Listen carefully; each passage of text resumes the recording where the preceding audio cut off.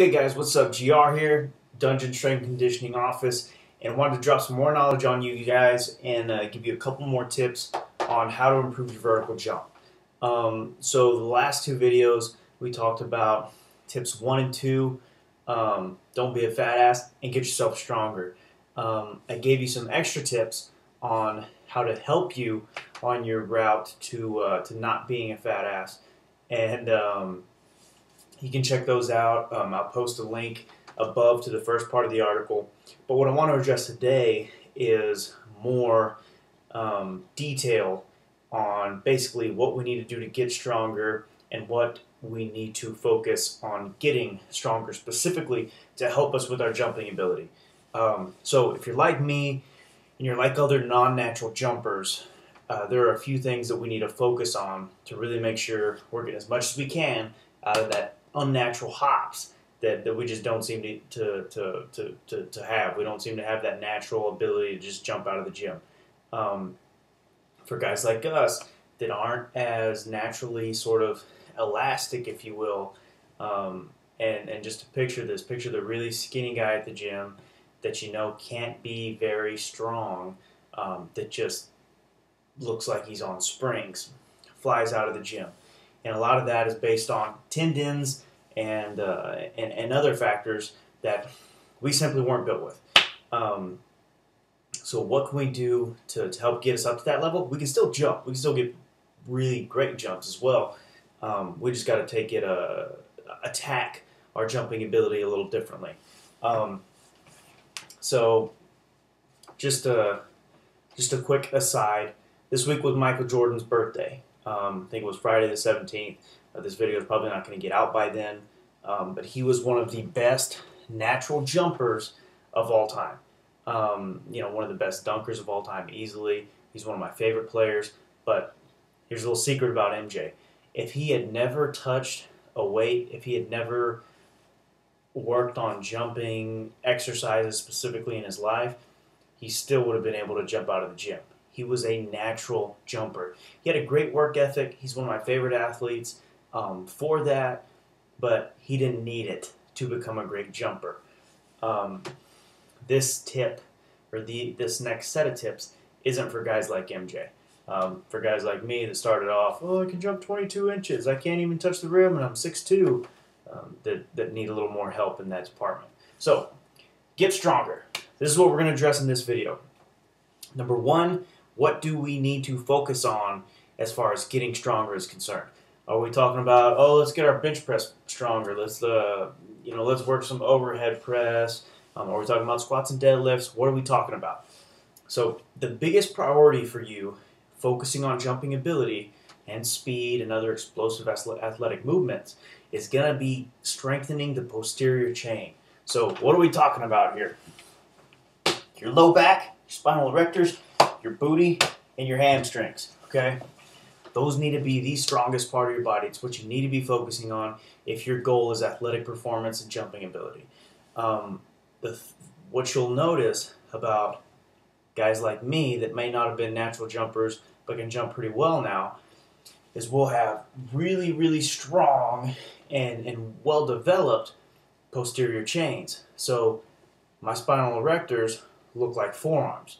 I got notoriously gigantic glutes. Can't fit into normal sized jeans. I got a big old waist that I get in there, but the booty won't fit. And got nice, big, powerful hamstrings. Now you may be thinking, why aren't you focusing on calves, or why aren't you talking about your quads? They're not as important in regards to jumping ability.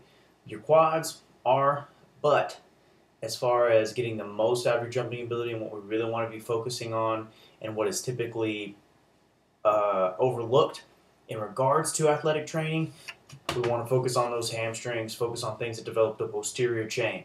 So what kind of exercises are we going to focus on? Number 1, the king is going to be deadlifts. Depending on your flexibility and your ability to get into good positions where we can hold a good arch. Let's see, go this way. So that, not good. We want to be able to hold this arch. If you can hold it, getting down deeper into the squat, that's great. go for full range deadlifts. If you can't, then there's no harm in starting off with a little smaller range of motion. Bring the bar up a few inches, setting it in a power rack and doing rack pulls from mid shin instead of down, on the floor. Focus on deadlifts. That's going to be your big money exercise, particularly if you are very weak and undertrained in regards to the weight room. Number 2, any exercise that focuses on explosive extension of the hip. So some great examples of this, and probably one of my favorites, is going to be kettlebell swings or banded kettlebell swings. Banded kettlebell swings are great as you get up, just slightly more advanced.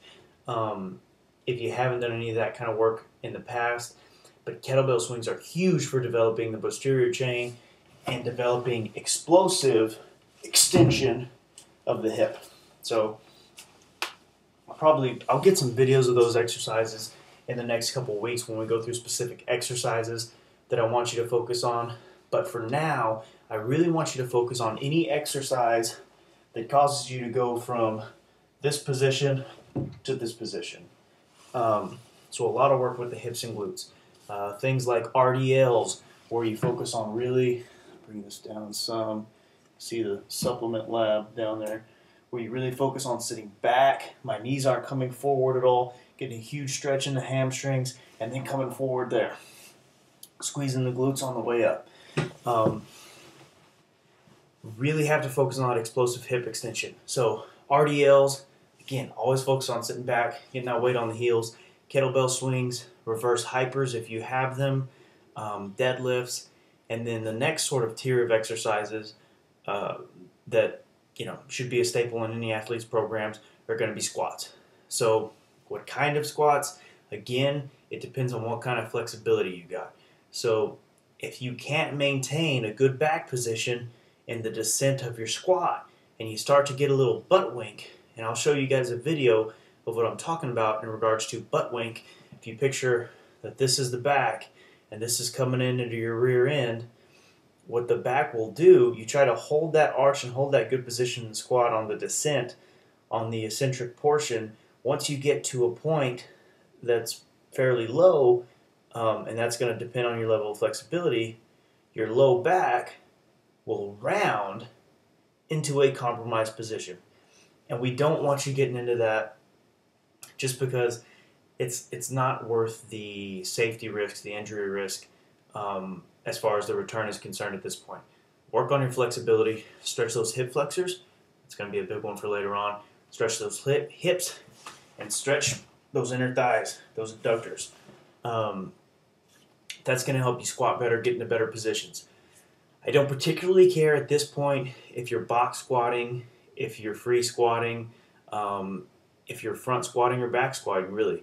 I really like front squats for taller athletes because it helps you stay in a little more upright position, just where the bar is loaded, where the center of gravity is compared to a back squat.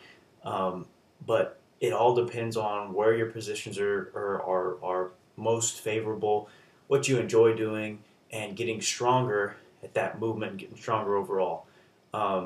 If you've got the flexibility to get the good depth, get down there, go below parallel.